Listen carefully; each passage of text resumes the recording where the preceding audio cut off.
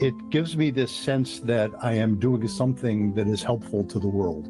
And I say helpful to the world because when you're helping a couple heal, you're helping their wider communities heal as well. You're helping families heal and their wider communities and the world in general. So it just feels like a calling. And I learned so much from doing it as well. That was Dr. Bruce Chalmer. I'm going to be talking with Dr. Chalmer in this episode, so let me tell you a little bit about him. He's a psychologist who's been working with couples for over 30 years, including helping them in affair recovery. He's authored several books and is a host of his own podcast, Couples Therapy in 7 Words. You'll learn more about his resources later in this episode. I especially wanted to talk with Dr. Chalmer about his perspective on how couples can view the pain and suffering that comes from broken trust. Are we just victims of our circumstances? If we failed, is there any hope beyond shame? These are questions of meaning, questions of faith, and they're not always easy to answer. All right, so my question is this. When people face unexpected suffering, that's something that's not due to anything they've done, like an accident that causes injury or maybe illness, betrayal of a friend, a partner that abandons them, anything like that, is it reasonable to believe that these things mean anything, or are people that experience it just victims of meaningless pain? I think it's just random. Shit happens. It doesn't mean anything. That seems hopeless to me. I think all those hard things have to have some kind of purpose or meaning. Maybe. I mean, I don't know. Otherwise, I just want to give up. Welcome to The Recovery Room, a podcast presented by affairhealing.com. In this healing place, in this healing place. I got into working with folks dealing with infidelity because I work with couples. And I did a kind of seat of the pants guess for one of my books a few years ago about what proportion of the people in the first session are talking about infidelity. And at the time, and this was about 5 years ago, I think I did this guess, it was close to half. It was maybe a little under half, but pretty close to half. So it's a really common thing. So I just found it was, if I was going to work with couples and be with them where they are, I was going to have to get involved in working with infidelity as well. You and I talked a little bit earlier, and one of the things that I have been intrigued in is the focus you place on the importance of faith. Mm-hmm. And I know that when you're talking about faith, you're not talking about doctrine, you're talking about a mindset. So explain what you mean and how that helps someone that's dealing with the struggles and the pain of infidelity. Yeah, exactly. And that distinction you made is really critical. It's not a doctrine. In fact, I tend to say that if it is a doctrine, that's the opposite of faith. That indeed it's a mindset. The way I define faith is when you accept that reality is right to be what it is. There's something fundamentally good about reality rather than bad. It's a value judgment. You'll notice it's not an assertion of facts. It's not anything I can prove. It's easy to find evidence that the world is horrible, and it's easy to find evidence that the world is wonderful, and everything in between. It's a mindset that orients you towards seeing that even when it's painful, there's got to be something about it that is meaningful. Contrast two different types of couples, broadly speaking, who come to see me. One type, they'll come in and, let's say they've just, the person who was cheated on has just discovered the affair, and, they're reeling often and in a lot of pain, very angry. The other person, usually by the time they're talking to me, the other person is feeling terribly guilty. And one couple will come in with that story and they'll be saying, things were fine until he did that stupid thing. And he's saying, I'll never do it again. And we just want to go back to how it was. And what the person who was cheated on is interested in is, let's find ways of making rules so that he won't do that. And I'm going to check his phone and I'm going to be his probation officer. And that doesn't work. That is not showing faith. By contrast, I'll have couples that will come in and they will have a similar story. It's like, he had a one-night stand on his work trip or something, or whatever it was, or had a long-term affair, or whatever it was. And the one who is cheated on will be saying, this is horrible. I'm so upset. I'm so hurt. I'm just reeling from it. But one thing I know for sure is we're going to have to figure what this was, because it can't just be that he's crazy, because I know he's not crazy. And I know he's not basically evil. I even believe him when he says he loves me, but he did that. And we can't just write it off as crazy. We're going to have to understand it, as painful as that is. What was going on in this relationship that would have let him do that? Not saying, I don't blame the victim. You don't blame someone else for someone else's immoral acts.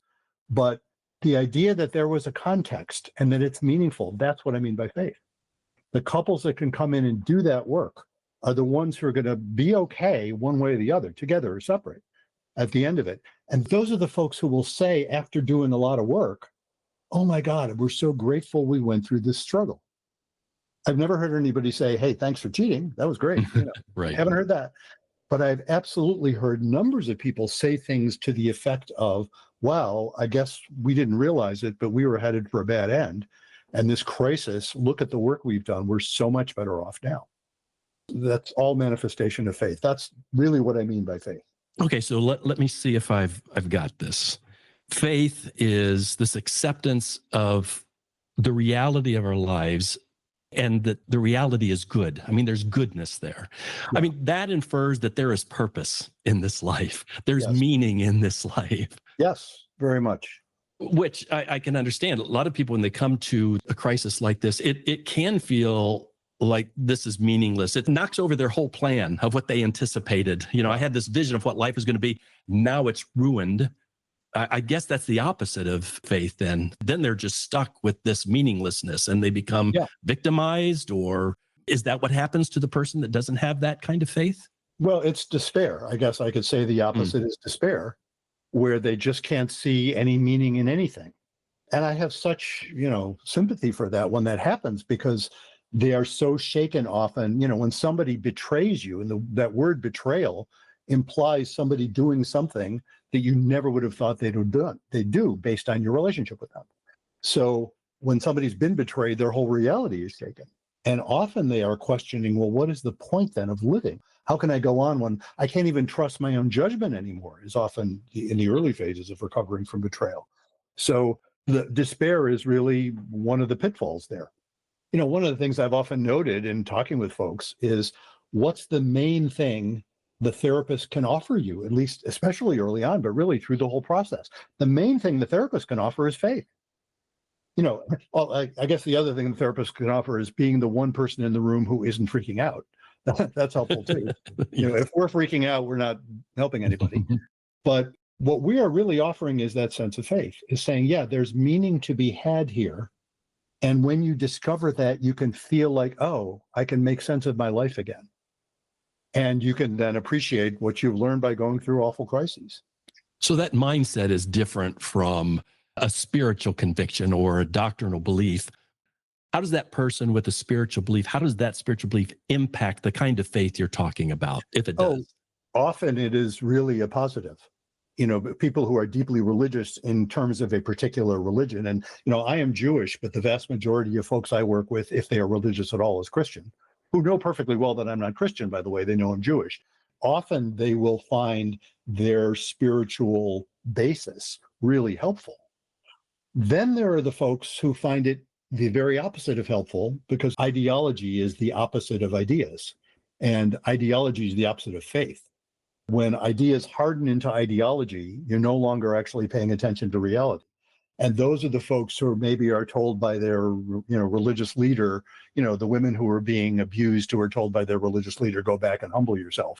That tends not to be terribly helpful in terms of discovering actual reality, and dealing with actual people's circumstances. So fundamentalism defined that way, I consider to be the opposite of faith. Your spiritual background is Jewish, mine is Christian.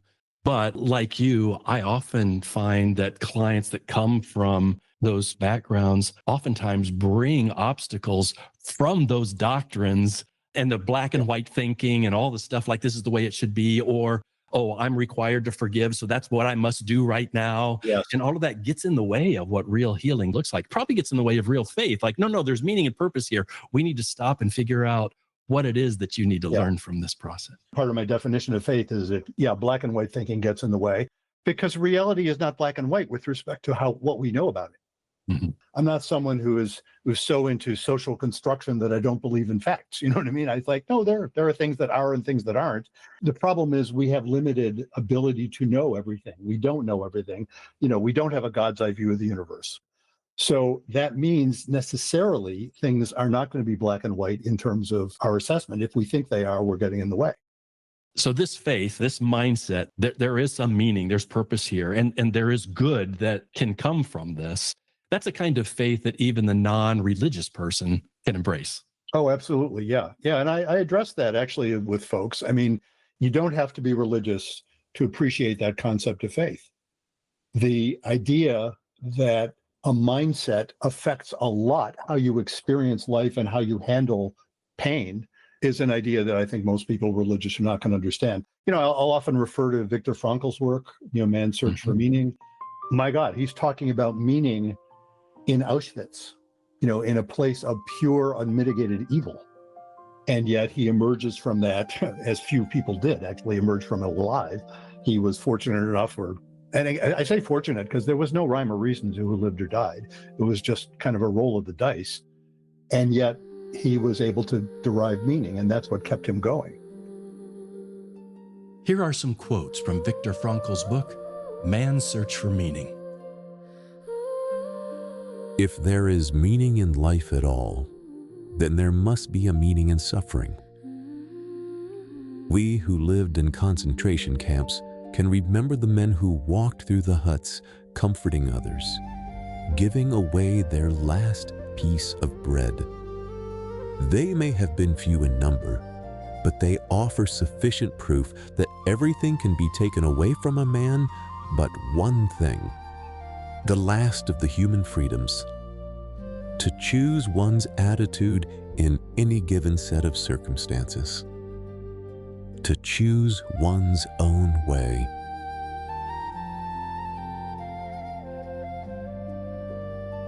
When you find meaning, it changes how you live. So when an individual or a couple approaches affair recovery with this kind of mindset, with this kind of faith, what are some of the practical ways that shows itself? How does that turn out into the things that play out in their lives or in their relationship? Well, it shows itself in that I was sort of giving that example earlier, a couple that comes in and says, this is awful, we're in such pain, but we're just going to have to understand this. They're not the ones who say, let's go back to how it was. Let's figure out a way that this will never happen again. Of course, they don't want it to happen again. But the couples that are willing to say, no, we need to actually figure out how two good, non-crazy people could get ourselves in this situation and understand it better, because we can't just write it off. They're seeking meaning. That's how it plays out. It's always fascinating early on, especially, the person who's been cheated on. It's a fine line between looking at context on the one hand and making excuses on the other. And very often early on, someone who's the one who was, the offended party, not the offending party, will often say, you're just trying to make excuses for, this person doing a terrible thing. And the folks who can manifest faith will say, no, I was part of this relationship going in. I'm not to blame for the fact that he or she cheated, but I was part of this relationship, and something about this relationship made this possible. So we should figure that out. And sometimes, what they will conclude from, even when they're showing a lot of faith, what they'll conclude is, wow, one of the reasons this happened is that we're really not right for each other, even though we thought we were. And that's sad, but often that is a form of healing. They'll heal by breaking up. And, I shouldn't be the one to define if it's a success or not. It's up to the folks who I'm working with, And the interesting thing about couples therapy is there are 3 different opinions available as to whether it's working or not.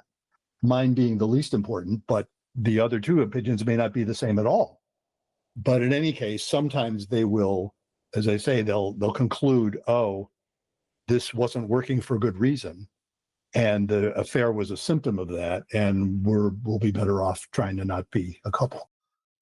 People that are facing all the pain and struggle of infidelity, the words of believing that there's meaning in this, that's something that we would like to believe, but I find that many people in that moment struggle with holding on to that because it just seems so meaningless. It seems so arbitrary, and it seems so pointless, and it's hard.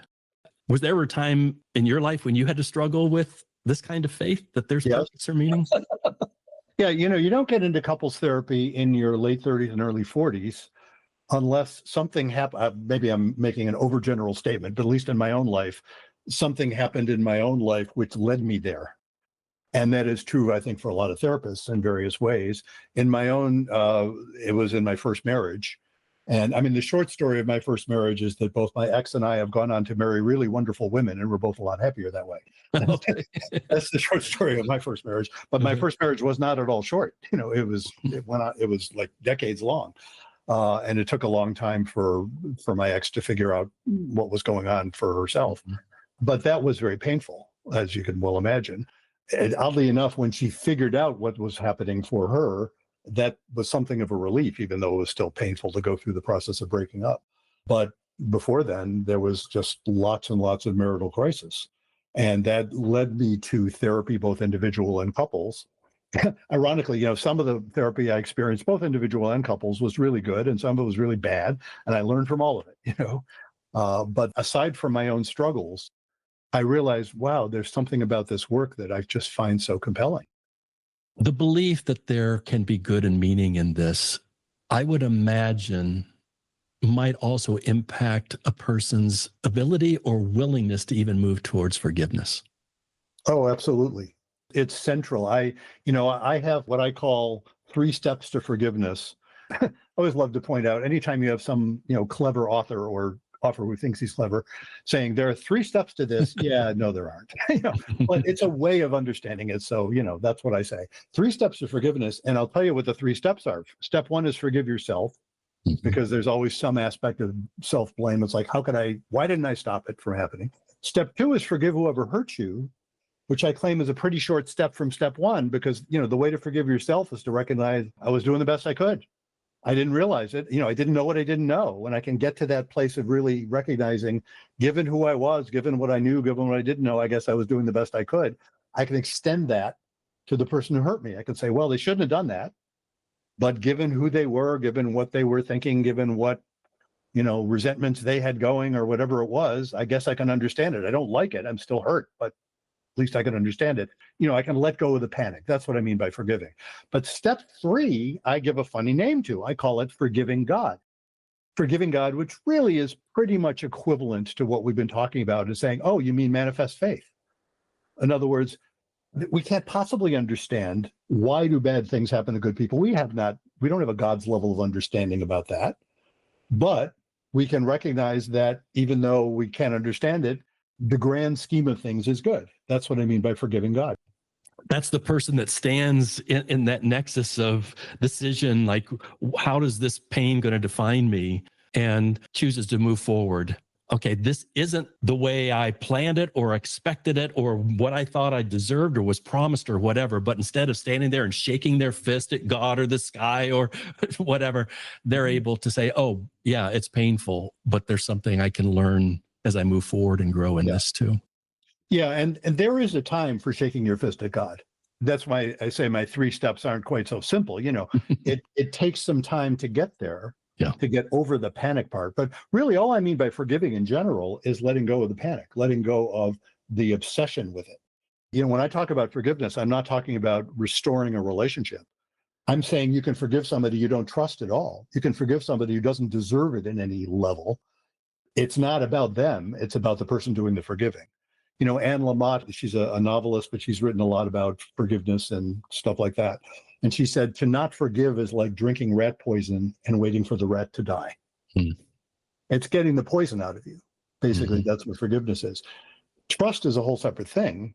You might end up saying, well, I can forgive you, but I can't possibly trust you. There's no way I'm going to stay married to you. Or you could try and find ways of restoring trust, but that involves both parties.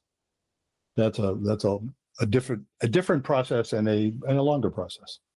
So this faith allows us to reach a point of being able to accept and grow and move forward, even in the face of obstacles and injustice. Sometimes it even seems.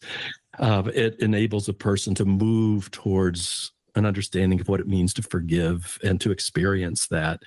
And what I appreciate about your focus, Bruce, is that out of this perspective of faith, you look at that very crisis, maybe the worst thing that's ever happened in this person's life, which a lot of my clients will say about this, kind of betrayal. It's the worst thing I've ever experienced. And yet, from this perspective, encourage them to see that this very point of pain actually may be the significant catalyst that provides an opportunity for you that nothing else would have in your life. Yeah, exactly. Yeah. Yeah. And that's what I experienced in my own life, certainly. What a lot of people have experienced as well. And, you can't tell when you're in the middle of it how it's going to turn out. But again, that's why I say the therapist, among the things we offer, is that faith that, I don't know how it's going to turn out. I don't go around telling people, oh, we know it'll get better. I don't know what better is. Mm-hmm. I just know that it's meaningful. We're all meaningful to be here. And you're right to be who you are. And so is your partner who cheated on you right to be who they are. They weren't right to cheat on you, but we're all right to be who we are here. We're going to have to figure this out from that standpoint, as opposed to trying to deny who we are or insist that something didn't happen that actually did. That worst thing that's ever happened is often, as you say, a catalyst for growth. And faith is what facilitates growth. Yeah, because without this perspective, the client comes into us, the one that's in that pain or that hurt or in the shame or whatever, and their objective is, just help me get past this so I can get back to a stable life or a good life or the way it was before. And the message of this faith is, wait, this is your reality. And there's something meaningful and purposeful, even something good in this. So let's not just try to skip past this and take enough medication or to do the steps to ignore this, but learn from it. I love that. And that's something that's really important for our clients to hear, understand, and hopefully embrace moving forward. Mm-hmm. Anything else that's on your mind that you're kind of focused on or working on that you want to share with the people listening to this? I mentioned that book that I've just released, and I'm working actually on a video sort of workshop series that also covers a lot of the same areas. It's called The Passion Paradox, and the paradox I'm talking about is that distinction that I've written about in all of my books, and I talk with all of my clients about in the first session, actually, that distinction between two needs that we're all trying to fulfill in a couple, stability and intimacy, and how they are both needs and yet they conflict. That's the paradox. The trouble is, stability is all about keeping anxiety low, which is great. It's about being predictable, reliable. I talk about the boring trifecta: reliability, responsibility, and accountability. They're all really important and they're all really boring, but they're important. But of course, if that's all you have, you've got a lousy novel. If you read a novel about people who are perfectly predictably reliable, that's no novel there. Don't get past chapter 1 in that novel. You don't get past chapter 1. And in fact, nobody's like that, fortunately. Yeah. You need it for stability, but intimacy requires that you not be bound by those things. I'm not trying to justify immoral behavior. I'm just saying intimacy is about living in the moment and feeling alive. And that is very different. And the chief skill of intimacy is not those other important, boring things. The chief skill of intimacy is to tolerate anxiety rather than avoid it. And so those moments, tying that back to what we were talking about in terms of betrayals, those awful, painful moments are also moments where you are actually having to experience reality. They're intimate moments. And often what happens, one of the symptoms of a couple that is starved for intimacy, and I'm not just saying, oh, they're not having enough sex, so somebody goes and gets more sex. That's not what I mean. A couple that is starved for intimacy often is a couple where someone will try and crack that open by either seeking someone else, having an affair, or some other, something else will show up. Those are moments that can facilitate intimacy. So anyway, the most recent book I wrote is actually a workbook. It has lots and lots of very specific exercises leading you through understanding those concepts, and then lead you through action plans and how to deal with it in a whole bunch of different areas, potential problem areas of couples. And the title of the book again is? The Passion Paradox. And the subtitle is When You Feel Miles Apart and Still Love Each Other. Great. We'll post the link to that in the episode notes, along with other links to the resources that you provide. Thank you so much for being here, and consider this idea of faith and how it fits into affair recovery. A lot to think about. And I appreciate the work you do and the passion that you have for it. Keep doing the good stuff. Well, thanks a lot, Tim. Thanks for having me on. To learn more about Dr. Chalmer and his services and his resources, including his new book, The Passion Paradox, visit brucechalmer.com. I've included that link in the episode notes. Fade